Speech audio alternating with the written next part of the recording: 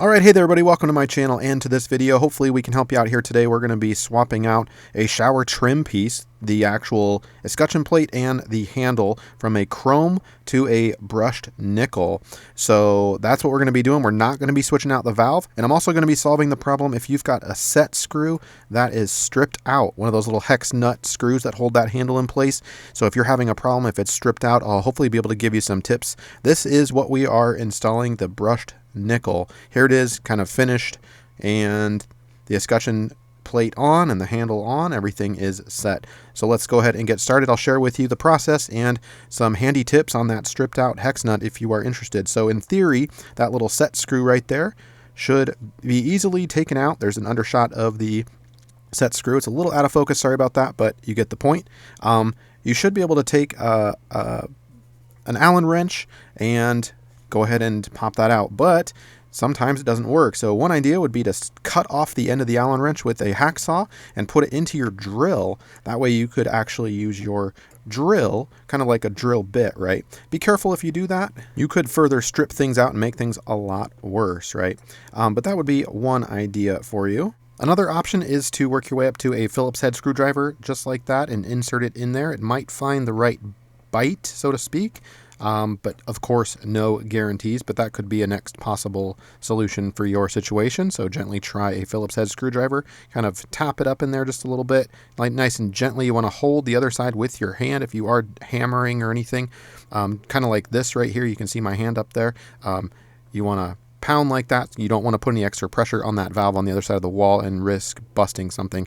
A final idea, well, not final, I'll give you my solution here in a minute, so stay with me, but take an actual drill bit and you'll put it in your screw, your drill, and on the reverse setting, you'll try to get a bite and slowly try to put pressure on it like this. You can see my left hand there putting pressure on the top, and then in the reverse mode, get your drill bit, trying to find that right bit, that right bite, and you might need to angle it just a little bit, and maybe that will work, of course. Now, you want to kind of jiggle the handle gently before or during this process to see if it is backing out at all.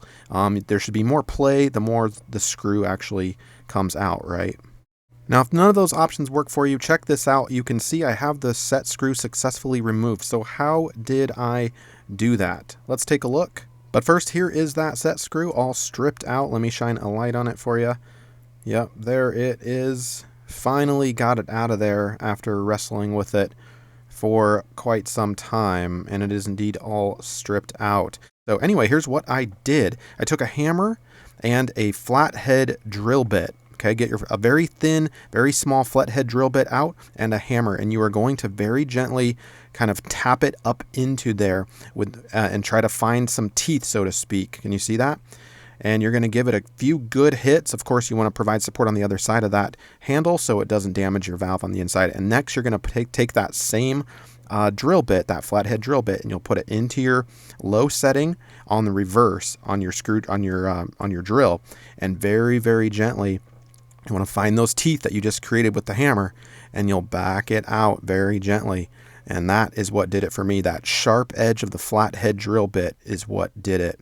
So hopefully that helps you out. Now let's continue on with the switching out piece of this. There's the handle is now removed. Now I did not have to shut off the main water supply to this particular project. However, if you are, switching out a cartridge or anything like that, you're definitely going to want to shut off the main water and check out some other videos. We're not switching out the cartridge or anything like that. And by the way, I am not a plumber. I'm not obviously responsible for your actions or your situation. This is just what worked for me, and I was very careful in making sure I didn't, take out any pins or anything extra causing a water leak or break or anything like that. So here's what I'm doing next. I'm taking the escutcheon screws. There's two really long ones, and I'm going to be taking those out. Now, you don't have to do this part right now. You could take out the inner parts first if you so desired, but this would obviously be the next step. There are two long screws, one to about 3 o'clock and the other one to about 7 o'clock. Now this is the Moen Posi-Temp, so your set screws or your screws might be different. Now before you remove that plate, you're going to want to very delicately cut that caulking line. Maybe yours has one, maybe not. If it doesn't come off easily, you'll need to take a utility knife and very gently cut that line all the way to the underside. With that loosened up, you are able to take out the plastic parts now. There's a set screw right there. That black piece. So there's a lot of tension on that screw, but it should come out, relatively easy with a little bit of not force, but a little bit of pressure, and that will remove that handle adapter, that black piece there. And then, of course, you can remove those 2 white pieces. Do not remove any of pins or anything that feels like you shouldn't remove.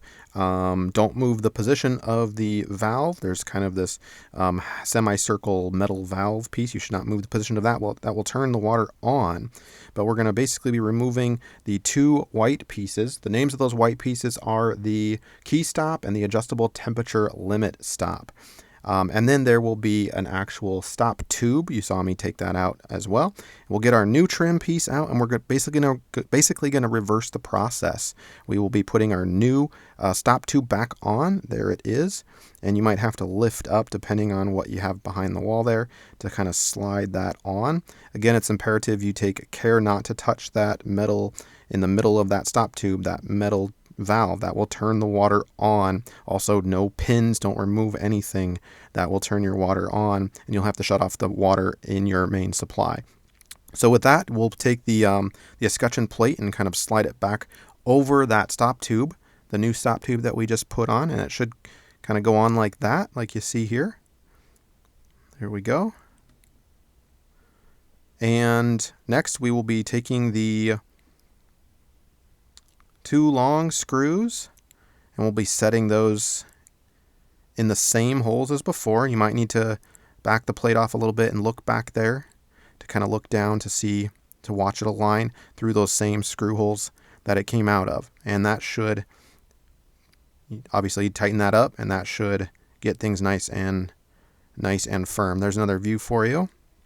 Me tightening that top screw, and then you'll do the same thing with the bottom screw.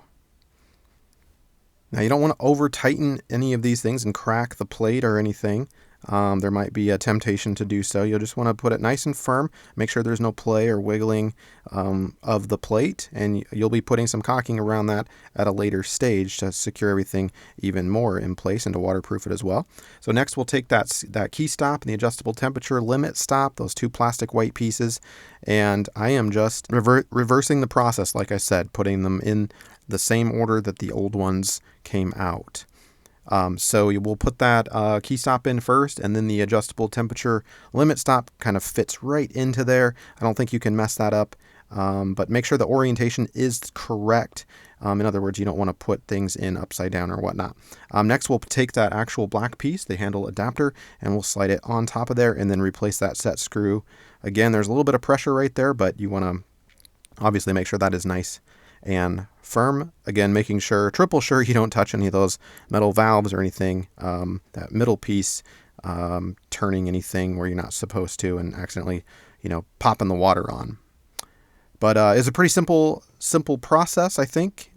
Just take your time and, don't be overly forceful. That would be a key lesson, I think. If you're noticing any resistance, take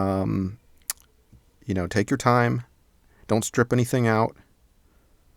All right, so with that set screw in, it is time to install the handle and that hex set screw for the handle. But just when you think things are about finished, there's a surprise.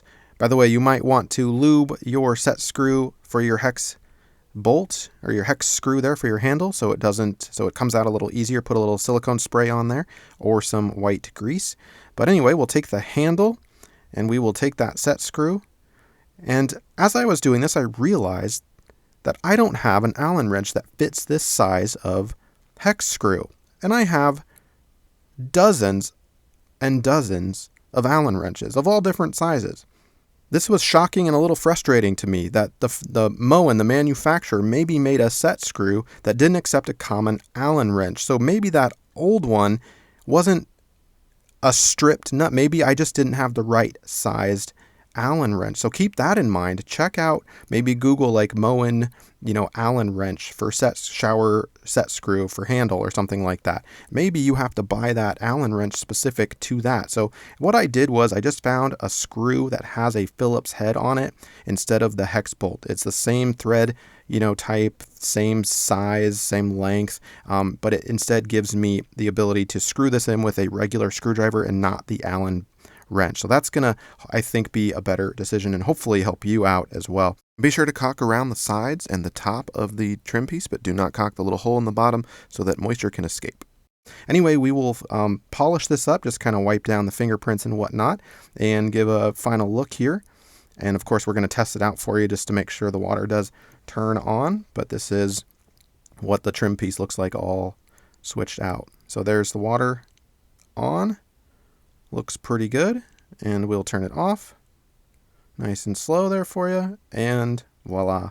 All right, well, hopefully this video helps you out. I do lots of home projects and occasional home product reviews, so be sure to subscribe if you're interested. I try to put out videos every week or so. Thanks for being with me.